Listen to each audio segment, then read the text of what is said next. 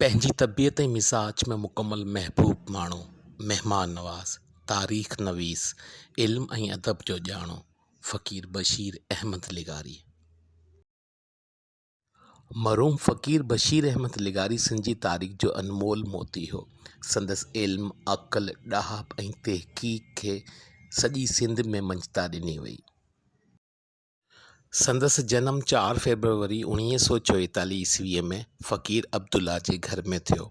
फ़क़ीर अब्दुल्ला पिणु रोशन ख़याल शख़्स हो। खेसि अरबी ऐं फ़ारसी जी सुठी ॼाण हुई। संदन नानाणा लाड़काणे जा हुआ। तालीम MA ताईं हासिल कयईं।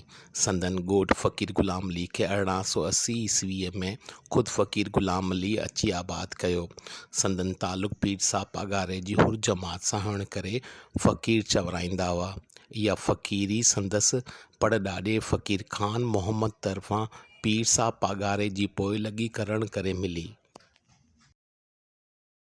फ़क़ीर बशीर अहमद लिगारी वॾड़नि जे नक्शे क़दम ते हलंदे पंहिंजे महिमान खाने खे कुशादो रखियो, जंहिं में हर वक़्तु फ़क़ीरनि, अमीरनि, मुहक़क़नि ऐं सुघड़नि जी अचवञ जो सिलसिलो जारी रहियो।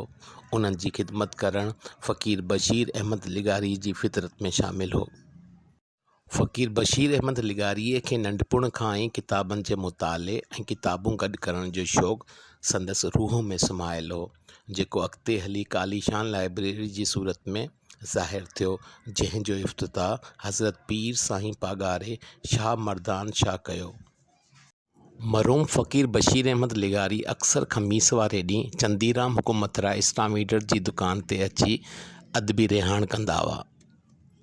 हिन अज़ीम इल्मी ऐं अदबी शख़्सियत जो इंतकाल 14 नवंबर 2017 ईस्वीअ में थियो।